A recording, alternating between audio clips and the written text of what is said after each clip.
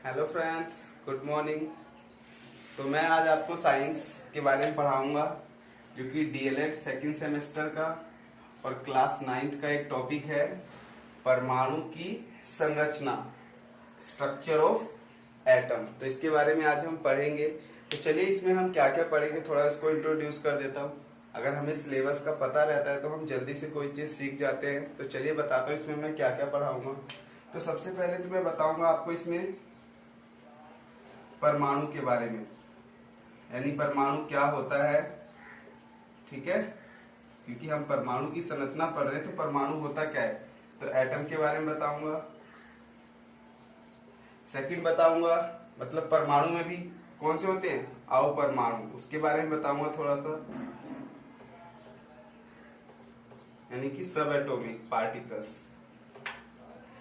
इसके बाद में बताऊंगा आपको सभी जो वैज्ञानिक आए थे उनके मॉडल्स बताऊंगा। जैसे कि पहला बताऊंगा आपको मैं जे जे टॉमसन, पहला मॉडल। दूसरा मॉडल मैं रदरफोर्ड का बताऊंगा,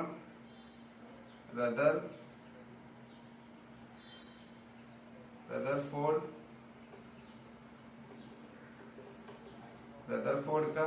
तीसरा मैं आपको नील्स बोर और इनकी कमियां भी बताऊंगा। इनमें ऐसी क्या कमी रह गई जिनसे इनका मॉडल माना नहीं गया, फेल हो गया। ठीक है, और इसके बाद छठा बताऊंगा मैं आपको संयोजकता के बारे में। इससे पहले मैं थोड़ा सा इसका इलेक्ट्रॉनिक विन्यास के बारे में बता दूंगा, ताकि तभी आपको संयोजकता निकालने आ जाएगी। विन्यास, ठीक है। और फिर बताऊंगा मैं आपको समस्थानिक, और फिर लास्ट में बताऊंगा आपको समभारिक। ये क्या होते हैं, इनके उदाहरण जो कि पेपर में बहुत बार पूछे गए हैं। आप लोग पीछे पेपर उठा के देख सकते हैं। तो आई होप आप लोग आराम से इसे देखेंगे, समझेंगे, और अच्छा लगे तो वीडियो को सब्सक्राइब, लाइक, शेयर, कमेंट्स भी करना। ठीक है, तो चलिए स्टार्ट करते हैं। सबसे पहले परमाणु क्या होता है इसके बारे में हम जानते हैं। तो बढ़ते हैं, परमाणु क्या होता है जानिए ध्यान से। पदार्थ के सबसे सूक्ष्मतम यानी सबसे छोटे और जिसको और भी विभाजित नहीं किया जा सकता, ऐसे कण को परमाणु कहते हैं। यानी कि पदार्थ के सबसे सूक्ष्मतम एवं अविभाज्य कण को परमाणु कहते हैं। लेकिन बाद में जब साइंटिस्टों ने इसकी खोज करी तो कहा कि नहीं, परमाणु के अंदर भी कुछ कण होते हैं जिसको हम क्या बोलते हैं, अवपरमाणु, सब एटॉमिक पार्टिकल। वो कौन कौन से होते हैं तो जान लीजिए। सबसे पहला प्रोटॉन पाया जाता है, यानी परमाणु के अंदर एक प्रोटॉन होता है, ठीक है, जिसपे प्लस का आवेश होता है, धनात्मक। और इसकी खोज करी थी ई गोल्डस्टीन ने, ठीक है, अर्नेस्ट गोल्डस्टीन ने। और इसका द्रव्यमान कितना होता है इस प्रोटॉन का, तो इलेक्ट्रॉन से 2000 गुना अधिक होता है इसका द्रव्यमान, याद रखना। ठीक है, और ये परमाणु में कहा पाया जाता है, नाभिक के अंदर।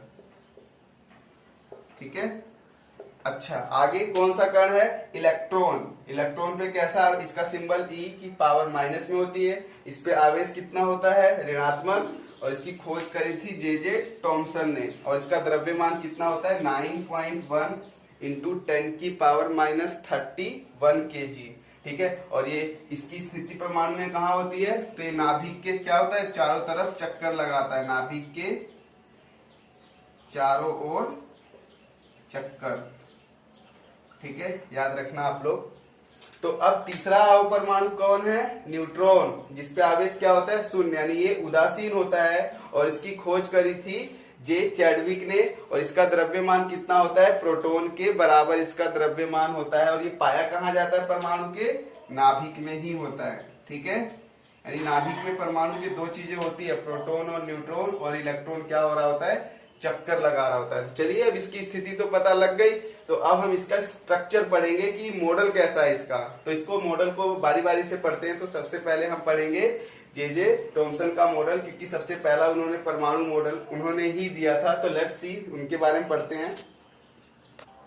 तो जे थॉमसन का परमाणु मॉडल क्या कहता है, चलिए पढ़ते हैं। तो जे थॉमसन के परमाणु मॉडल के अनुसार परमाणु एक धनावेशित गोले का बना होता है जिसमें इलेक्ट्रॉन धसे रहते हैं, इलेक्ट्रॉन उसमें धसे रहते हैं, ठीक है।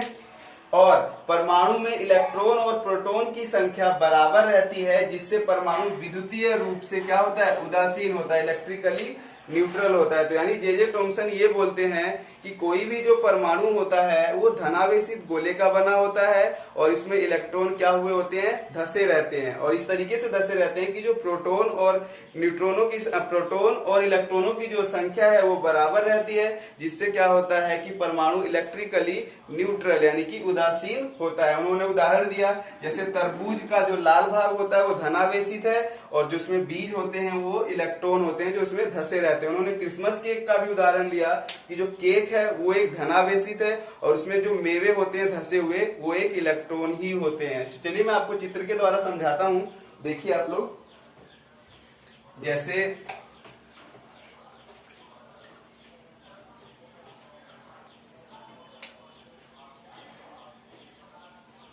जैसे मान लीजिए धनावेशित है, धनावेशित गोला है, ठीक है, और इसमें क्या होते हैं, इलेक्ट्रॉन ऐसे अंदर धसे रहते हैं। आई होप समझ में आ रहा होगा आप लोगों को। अच्छी लगे तो लाइक करना, ठीक है। ये आपका क्या है, इलेक्ट्रॉन, ठीक है। लेकिन इनका मॉडल फेल हो गया। इनमें कमी क्या थी, बाद में जब साइंटिस्टों ने रिसर्च करा, खोज करा, तो इनका ये मॉडल उनके मॉडल को एक्सप्लेन नहीं कर पाया था, ठीक है। यानी कि सबसे पहली बात ये थी कि परमाणु में इलेक्ट्रॉन धसे नहीं रहते, परमाणु में इलेक्ट्रॉन धसे नहीं रहते। और क्या होता है, दूसरे वैज्ञानिकों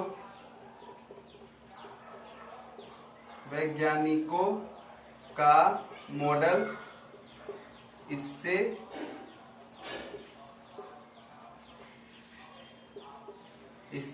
एक्सप्लेन नहीं किया जा सका,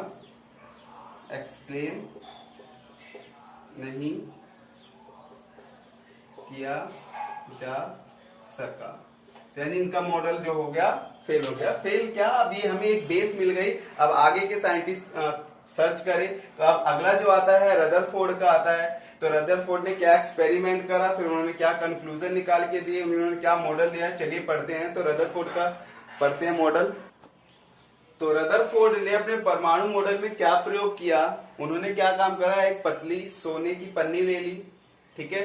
अब उस पे क्या करा, अल्फा कणों से बमबारिड करी, तेजी से उस पे मारा, ठीक है। तो क्या हुआ, परमाणु केंद्रक की खोज रदरफोर्ड ने करी थी, यानी परमाणु में केंद्रक होता है, नाभिक होता है, न्यूक्लियस होता है, उसकी खोज रदरफोर्ड ने करी थी। उन्होंने क्या काम करा, तेज गति से चल रहे अल्फा कणों को सोने की पतली पन्नी से टकराया, जिसके परिणाम निम्नलिखित उन्होंने देखे। उन्होंने क्या देखा कि तेज गति से चल रहे अधिकतर अल्फा कण सीधे निकल जाते हैं, यानी कि अगर ये सोने की पन्नी है तो सीधे निकल जाते हैं बिना मुड़े उड़े कहीं भी, ठीक है। और कुछ अल्फा कण बहुत छोटे से कोण से विक्षेपित हो जाते हैं, यानी ऐसे जाते हैं तो टकरा के कहीं छोटे से ऐसे इधर उधर हो जाते हैं, ठीक है। और ये देखा गया, आश्चर्यचकित ये रह गए कि 12,000 कणों को मारने के बाद हर एक अल्फा कण, मतलब 12,000 कण के बाद एक अल्फा कण ऐसा निकल जाता था कि वापस जिस कोण से टकराता था, यानी ऐसे जाता था तो वापस उसी कोण से आ जाता था, यानी ऐसे गया तो ऐसे ही आ गया, ठीक है। तो अब ये एक्सपेरिमेंट यानी प्रयोग करने के बाद उन्होंने अपने मॉडल तैयार करे। तो उनके मॉडल के बारे में पढ़ते उन्होंने क्या कंक्लूजन्स निकाले अपने मॉडल्स में, चलिए पढ़ते हैं। ये रहा आपके सामने। तो रदरफोर्ड का जो परमाणु मॉडल तैयार करा प्रयोग के बाद क्या करा, देखिए आप लोग। उन्होंने कहा परमाणु के अंदर अधिकतर भाग खाली है, यानी अगर ये एक परमाणु है तो इसका अधिकतर भाग खाली है, क्योंकि अधिकतर अल्फा कण सीधे निकल गए थे, कोई कोई कहीं से विक्षेपित ही नहीं हुआ था, है ना। चलिए दूसरी बात क्या कही उन्होंने कि जो कुछ कोणों से विक्षेपित क्यों हुए थे, उन्होंने कहा कि बहुत कम ऐसा भाग भी परमाणु के अंदर है जहां पे धनावेशित यानी कहीं कहीं छोड़ छोड़ के जरूर होगा, जिससे क्या हो गया, वो विक्षेपित हो गया। क्योंकि अल्फा कण जो होता है वो पॉजिटिव चार्ज होता है, हीलियम न्यूक्लियस होता है जिसपे 4U उसका द्रव्यमान होता है, ठीक है। अच्छा, तीसरी बात कही उन्होंने कि एक कण वापस इसलिए आ गया क्योंकि कि परमाणु के अंदर एक ऐसा छोटा सा भी भाग है जहां पे सारा का सारा धनावेशित भाग है। जैसे मान लो बीच में ही मान लो यहाँ पे सारा का सारा धनावेशित भाग होता है, जिसकी वजह से अगर वो वहां पे टकराया तो वो वापस आ गया, ठीक है। तो उन्होंने और उस भाग को उसने जो छोटा सा भाग है जहां पे सारा द्रव्यमान या सारा का सारा धनावेशित भाग स्थित है उसे उन्होंने नाभिक कहा था, न्यूक्लियस कहा था, ठीक है। तो अब हम बात कर लेते हैं, उन्होंने मॉडल तैयार करा। तो चलिए एक बार देखते हैं, पढ़ते हैं उन्होंने क्या कहा अपनी बातों को।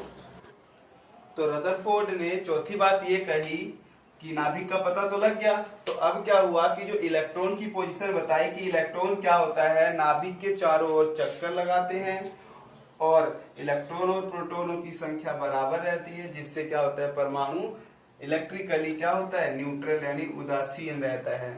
तो इनमें भी कमी आई थी कुछ, तो उनकी कमी को पढ़ते हैं। इनकी भी 2 कमी थी, चलिए देखते हैं। तो रदरफोर्ड के परमाणु मॉडल की क्या क्या कमियां रह गई, इसे थोड़ा ध्यान से देखिए। तो रदरफोर्ड के परमाणु मॉडल के अनुसार ये पूछा गया कि बताइए यदि इलेक्ट्रॉन चक्कर लगाता है तो अपनी ऊर्जा क्या करेगा, विकिरण यानी कि ऊर्जा लॉस करेगा, और एक समय ऐसा आएगा कि इलेक्ट्रॉन कहाँ गिर जाएगा, नाभिक में। जब उसकी ऊर्जा खत्म हो जाएगी, जैसे मान लीजिए नाभिक है, इलेक्ट्रॉन ऐसे ऐसे चक्कर लगा रहा है, तो एक समय ऐसा आएगा घूमते घूमते नाभिक में गिर जाना चाहिए और परमाणु को नष्ट हो जाना चाहिए, परंतु ऐसा कुछ होता नहीं है। बताइए क्यों? तो इस बात को रदरफोर्ड एक्सप्लेन नहीं कर पाए, ठीक है। तो ये कमी रह गई। दूसरी चीज क्या हो गई कि परमाणु नहीं दिखने वाला एक छोटा सा कण है और उसकी तुलना उन्होंने हमारे सौर परिवार से कर दिया, सोलर सिस्टम से कर दिया, तो ये भी उनकी एक कमी मानी जाती है, ठीक है। तो अब इस कमी को दूर करने के लिए हमारे नील्स बोर आए, तो उनके मॉडल्स को पढ़ेंगे। तो रदरफोर्ड की कमियों को दूर करने के लिए नील्स बोर आए। नील्स बोर ने अपने परमाणु मॉडल में कुछ अवधारणाएं दी, कंसेप्ट्स दिए। उन्होंने कहा कि जो इलेक्ट्रॉन होता है वो हर एक कक्षा में घूमता नहीं है, इलेक्ट्रॉन केवल कुछ निश्चित कक्षाओं में ही चक्कर लगाते हैं, जिन्हें इलेक्ट्रॉन की विविक्त कक्षा कहते हैं, डिस्क्रिप्स ऑर्बिट कहते हैं। और जब डिस्क्रिप्स ऑर्बिट में इलेक्ट्रॉन चक्कर लगा रहा होता है तो वहां पे उसकी ऊर्जा का विकिरण नहीं होता है। तो यानी जब इलेक्ट्रॉन इस विविक्त कक्षा में चक्कर लगाते हैं तो उनकी ऊर्जा का विकिरण नहीं होता है। तो कैसे समझाया उन्होंने, तो जैसे मान लीजिए ये एक नाभिक है, तो नाभिक की जो पहला कक्षा है उसको हम K कक्ष बोलते हैं, जिसमें n की वैल्यू 1 होती है और इसमें मैक्सिमम अधिकतम 2 इलेक्ट्रॉन ही क्या कर सकते हैं, घूम सकते हैं। और दूसरे वाले कक्षा को उन्होंने कौन सा कक्षा कहा, L कक्ष, ठीक है, जिसमें n की वैल्यू 2 हो सकती है और इसमें अधिकतम कितने इलेक्ट्रॉन घूम सकते हैं, 8। तीसरे वाले कक्षा को KLM कक्ष का, जिसमें n की वैल्यू 3 हो सकती है और मैक्सिमम 18 इलेक्ट्रॉन घूम सकते हैं। चौथे कक्षा को क्या कहा, N कक्ष, जिसमें n की वैल्यू कितनी हो जाएगी, 4, और इसमें अधिकतम कितने इलेक्ट्रॉन घूम सकते हैं, 32, ठीक है। इस तरीके से उन्होंने सॉल्व कर दिया, पूरे परमाणु मॉडल को तैयार करना स्टार्ट कर दिया गया, ठीक है, जो कि आज हम आवर्त सारणी को देखते हैं। नेक्स्ट की वीडियो में अगले पार्ट्स में बनाऊंगा, क्योंकि लंबी हो गई काफी, तो जो बाकी के टॉपिक्स हैं आप अगले पार्ट्स में जरूर देखिएगा। Thank you so much. पसंद आए तो लाइक शेयर सब्सक्राइब सब कर लेना नेक्स्ट वीडियो के लिए भी। Thank you so much.